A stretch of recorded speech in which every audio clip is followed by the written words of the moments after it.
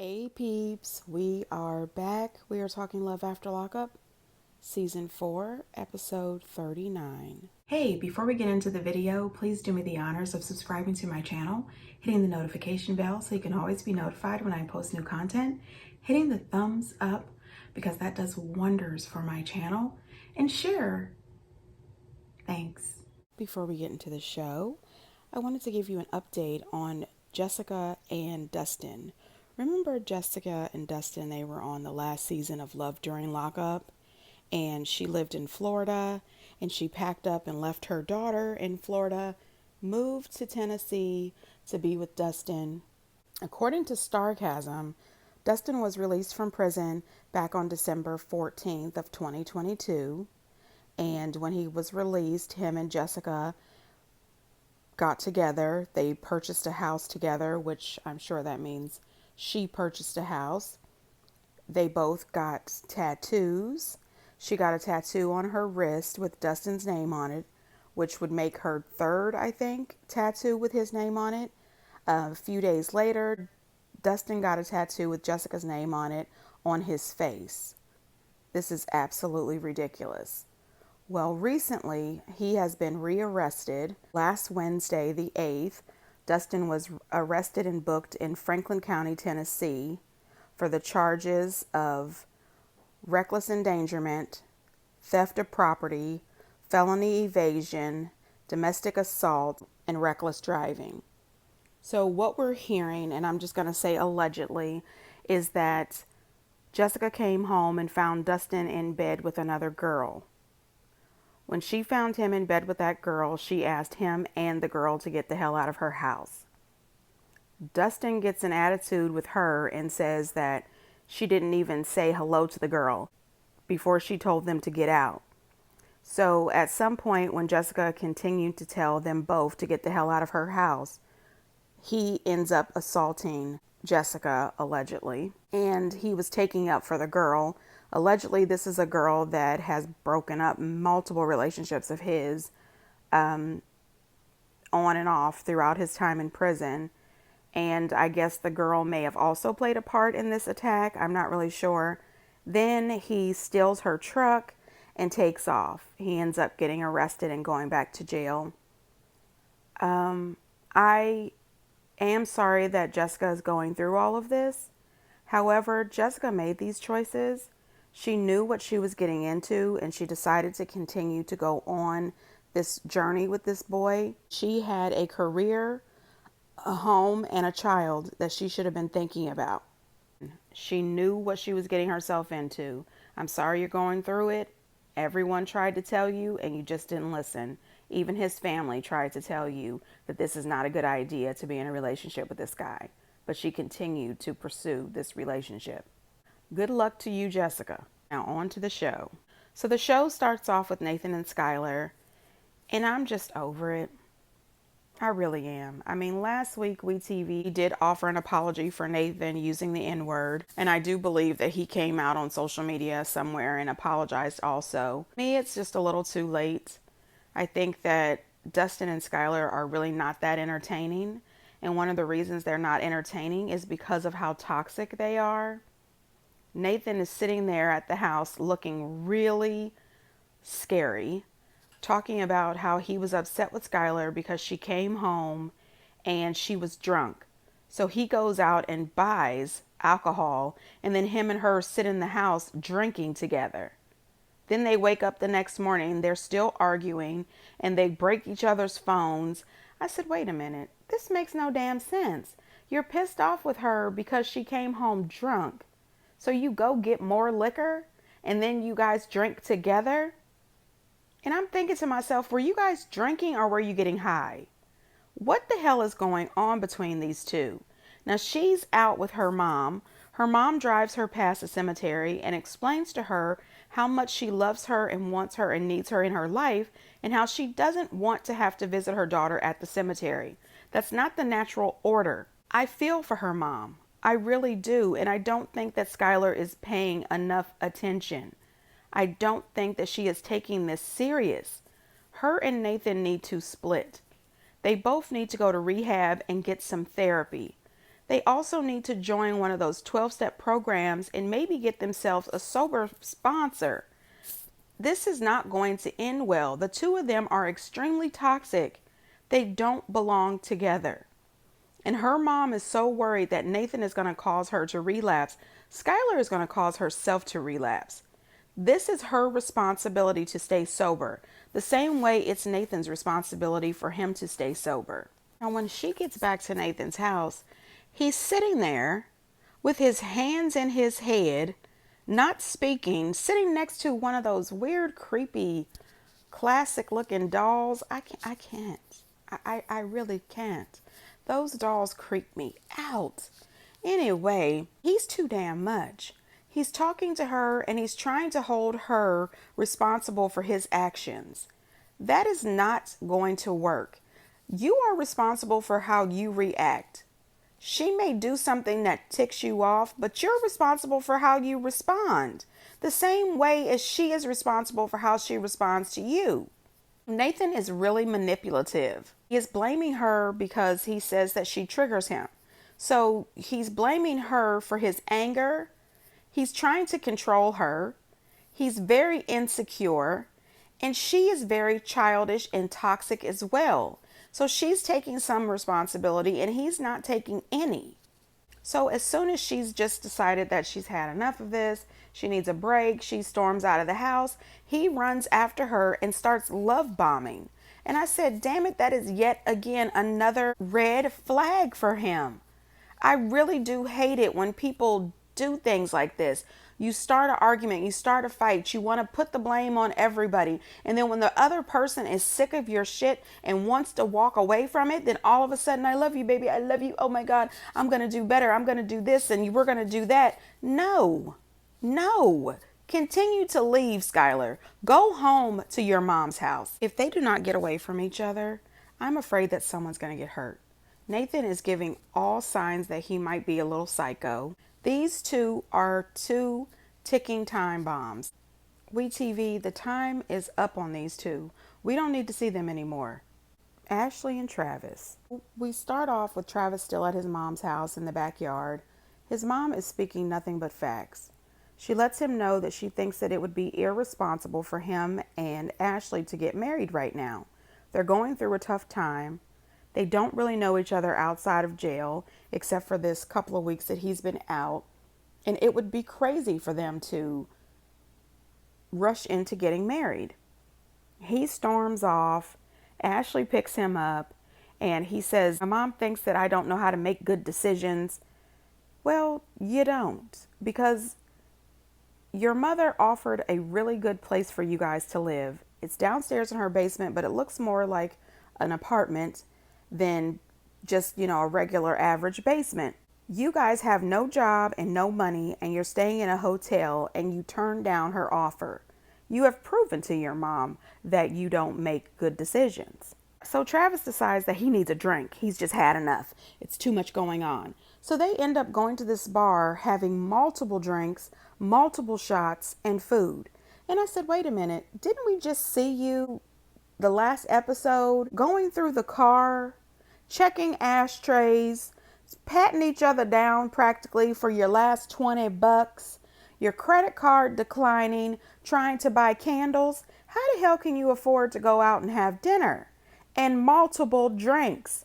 And while Ashley is sitting there having these drinks, she has another one of those meltdowns. And I said, you know what? I don't think it's just alcohol. I think alcohol is a problem for her, but this seems to be alcohol mixed with meds, in my opinion. Something is wrong with her, and I have had it. She tells him that maybe it is a good idea if they move in to his mom's house because they don't really have money and they don't have anywhere to be and they don't have their own place. They can't really afford to keep staying at these hotels. Both of them make bad decisions. They should have jumped on the offer. As soon as she said they could stay there, they should have jumped on the offer and went around town applying for jobs, or asked her could they borrow her computer so that they could apply for work on the computer. In the meantime, they have her car and a little bit of money left over. They could have been door dashing. doing Uber, something to try to make some damn money while his mother is allowing you to live there. Ashley clearly makes bad decisions. While she knew her business was failing, instead of her getting a job and working her business part-time or just getting a full-time job and waiting for the economy to get into a better place, she still continues to spend money and act like she's some sort of high roller. She was doing too damn much. You don't have any money, hun. This makes no sense.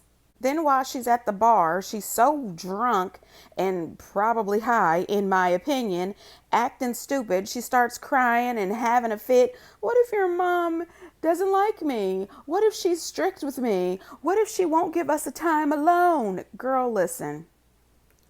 If you are worried about all of that, you are free to live in your car. Now listen, later on when they get out of the restaurant, she's kicking off her shoes. She's crying. She's throwing a fit. She's walking off. I love you. I love you. I mean, it's just ridiculous. And you know what? I'm sick of Ashley. I'm sick of her and this bullshit. Travis is acting more mature and more calm and rational than her. I mean, she's doing too damn much. I'm sitting there watching it and thinking, damn, Travis, I feel sorry for you, buddy.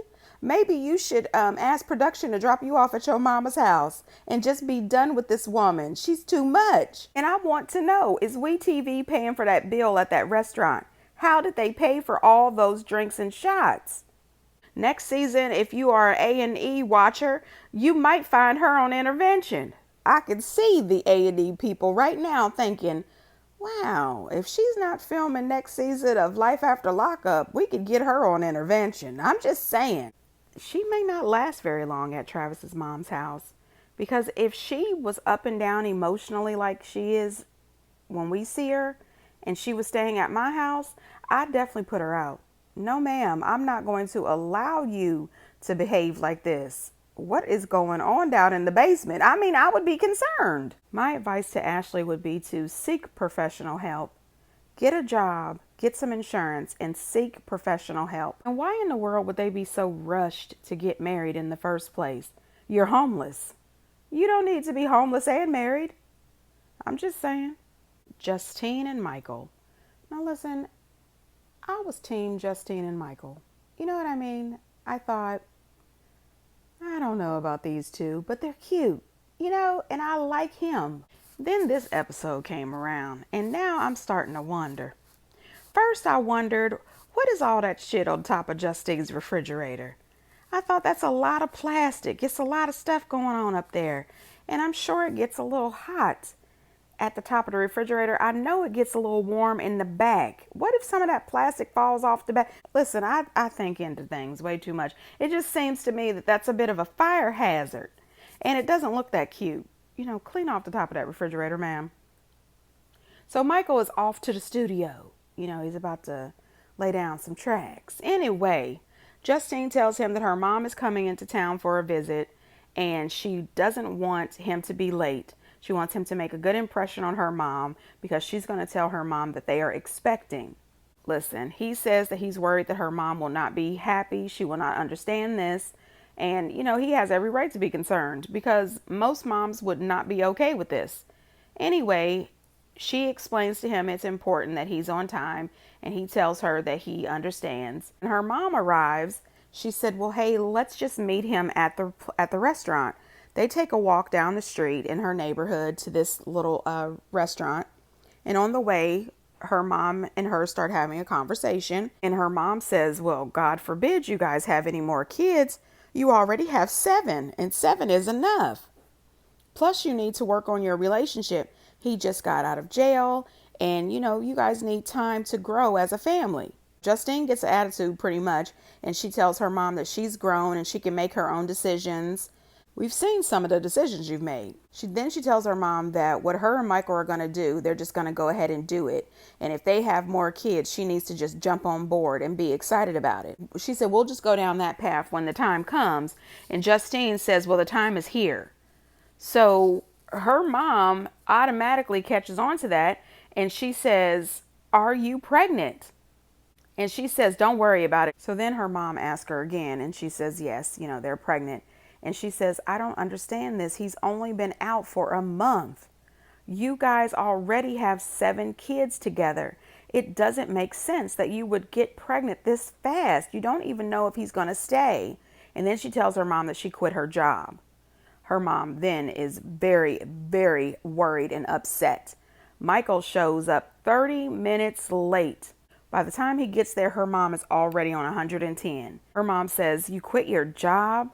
What are you guys going to do if this doesn't work out?" She says, "You'll have 4 kids and no job." I've been saying that Justine has been making the biggest mistakes. There is no way in hell that I am a single mom raising 3 kids, getting married to a felon, and then find out I'm pregnant with the 4th child, which altogether makes 8, that I would up and quit my damn job. That would never, ever happen. Michael was surprised that she had already told her mother, and she said, "Well, I can read her face. I know when she's lying. She's lied to me more often than not." He goes into this whole thing that he's married to her and he's going to take care of the family. He's guaranteeing that he's going to stay around. They're going to make this work. Her mom is my type of people. She just says exactly what she means. She means what she says, and she is not holding back. She tells them, "How the hell are you going to support 8 children and yourself? Plus Justine. That's 10 people. Justine should have kept her job.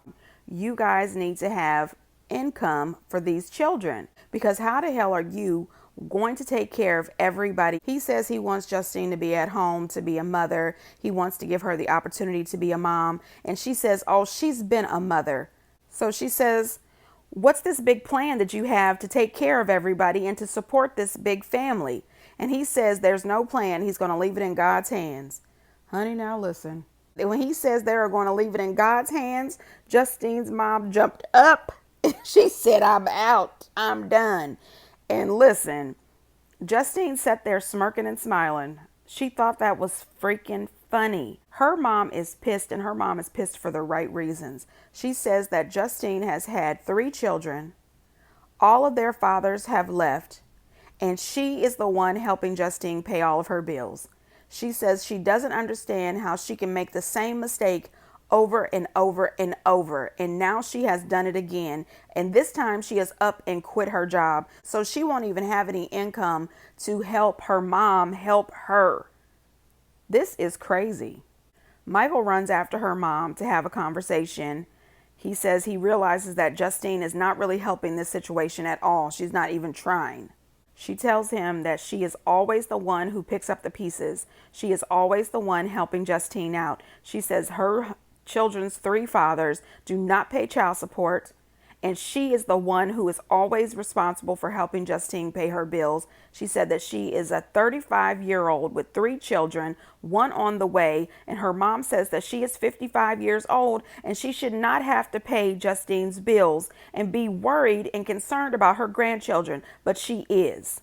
Michael then says that he just paid the rent. He said, "I paid the rent. I did it all by myself." Congratulations. But how are you going to continue to pay the rent and take care of 10 people when you don't have a job? You're wearing an ankle monitor. You can't even leave the state for concerts or shows. None of that. These sneakers cost too damn much. Nobody's buying them. How are you going to support this family? You only want her to stay home because you don't want to watch the kids, in my opinion. This is not Justine's mother's responsibility, but I blame Justine's mom a little bit because you are enabling her. Every time she made a decision to keep having these children, you continue to help her pay the bills and take care of the kids. So she hasn't really had to be solely 100% responsible for these children. Justine's mom says to her, "Do you understand why I'm so upset? Do you understand why I'm unhappy?" And Justine says she doesn't care. Justine is a very immature woman. Very. WeTV changed Justine's work title. All of a sudden she went from having a job to a homemaker. WeTV, y'all are so petty. I don't understand how somebody who's been a single mom this whole time, who has also been needing her mother for financial support, would ever just up and quit a job when she has another baby on the way. You don't have insurance for your children when you quit your job. And the way she disrespected and talked to her mom was terrible. And Michael was being respectful to her mom. This is not okay. You need to call your manager and tell her that you would like to rescind your resignation. You would like to come back to work first thing tomorrow morning. I just would like to say that Michael and Justine, you can't just leave everything in God's hands when, you don't have a job. She doesn't have a job. No one has insurance. You have 7 kids and 1 kid on the way, and inflation is out of control. You have on an ankle monitor and you have to be in the house by 9 o'clock. This just doesn't make sense. I'm over this. Justine, grow up, girl. Stop disrespecting your mama. And if I was her mother, I would stop taking care of Justine. I wouldn't pay one bill. Let your husband do it. Since Justine wants to keep slinging around how grown she is and how she can do whatever she wants, pay your own damn bills. Good luck. Monique and Derek. So Derek is taking Monique over to meet his 95-year-old grandmother on his father's side. She's actually his great-grandmother, and he says that she means the world to him. He hasn't seen her in 6 years, and he hasn't seen his dad since 2013. So he was really excited, and he lets her know that his father's side, they are totally different than his mother's side, so she can expect them not to treat her anywhere near the way his siblings treated her. And when they showed his 95-year-old great-grandmother, I said, what? She looks like she could be anywhere between 70 and 85 years old. She did not look like a 95-year-old. And she was up and walking around. I said, oh, daggone it, what a blessing. I really liked his family. When he came in, his dad was so happy to see him. He was hugging him. He was trying not to cry, but you could see the tears in his eyes. Grandma was happy to see him. Now, what threw me off a little bit is after they sat down and had a conversation, which they were really nice to Monique. They wanted to know how they got together. He explained that Monique has been holding him down for the last 2 years. She has been giving him love and loyalty, and they like her. His grandmother was really sweet to Monique, and she said, people may hurt her and treat her badly because of her weight, but they shouldn't, because she's human like everybody else, and she deserves love and respect like everybody else. And I thought, this is great. They also told Derek that if his siblings are being negative, he doesn't have to be around that. He needs to try to stay as positive as he can be, and he needs to stay on the right road for his future so he can stay out of jail. So he goes out to talk to his dad a little bit, and Monique asks his grandmother if she could go to the restroom. But instead of going to the restroom, she goes into the bedroom that is going to be Derek's, and she starts snooping around. Now here's where I got a bit confused. If Derek hasn't seen his grandmother in 6 years and he hasn't seen his dad since 2013, how did Derek's stuff end up in that room? Was it mailed from prison? I'm assuming so, because Monique is in there going through everything, and it really pissed me off. She's in there searching and casing the joint like some kind of burglar, trying to figure out exactly where she wants to put cameras up in his grandmother's house. And it pissed me off because Derek's big mom, that's what he calls her, Big Ma, treated Monique with nothing but respect and love. And Derek's dad showed her nothing but respect and love. He and Grandma told her, if Derek loves you, we love you. You're part of the family. And she's in there casing his room and going through the stuff, trying to figure out where she's going to put cameras up in his grandma's house. And I said, Monique, that is absolutely disgusting and disrespectful. You should absolutely be ashamed of yourself for disrespecting his grandma's house. I'm just going to say, listen, Monique, if you ever hear this video, if you have to go through all of those steps, putting the tracking device on the phone, checking the phone all the time, putting up cameras in his sweet grandma's house, is the relationship really worth it? You need to get therapy and start thinking about yourself. You need to heal from past hurts. This isn't worth it. Derek then made some kind of comment. He says, I done had dimes. I done had bad bitches. I done had good looking women and all of that, and it didn't work out. So that's why I'm with Monique. That's not a glowing endorsement, and that wouldn't make me feel good as your girlfriend. So you're letting everybody know that in your mind, I'm not a dime, I'm not a bad bitch, I'm not a good looking woman at all. You're just stuck with me? What the hell does that mean? I don't like that. And I would like to say, we TV people, I don't know if it's the angles you put the cameras in the car, or if it's the seats positions in the car. But I don't like this. You have Derek sitting in the car looking like a 5-year-old. This is ridiculous. All that's needed is a booster seat. And then when they're on their way home, she's clearing her throat and he's concerned. Do you need water? Do we need to stop? What's wrong with you? Why you keep clearing your throat? What the hell is going on between the two of them? You know, he also busted her when she was in his grandma's house snooping around, and he was pissed off by it. And he asked her to please stop snooping. It's disrespectful. What do you have in your hand? You have got to stop tracking me. You've got to let this stuff go. Now, when they get back to the hotel, she's making him a nice meal. She buys him a bottle of Prosecco. This dude pops the cork. The cork flies off. I think it actually hit her, but she didn't seem to be in pain. And the stuff flies all over her. He's drinking out the bottle, which I think is really gross. Like, dude, she didn't buy 2 bottles, one for you and one for her. You're supposed to share, and that's nasty. Don't suck down the bottle. Anyway. He tells her right then that he is tired of the tracking. You have to stop that. He said, you're going to drive him away if you keep on doing that. And it's true. You will drive a man or a woman off if you continue to be needy and insecure. People don't like to be with people who are needy and insecure and untrusting. Even though I don't think that Derek is to be trusted, but still. He even makes the comment that he doesn't know how things are going to go when she goes back to Chicago because there are temptations out there. I think every last woman on his tablet is going to be reached out to as soon as she goes back to Chicago, in my opinion. Then they show them trying to have a little cozy time in the bedroom, and it looked very uncomfortable. And we TV, stop doing that. Stop doing that. Anyway, now, honey, now listen.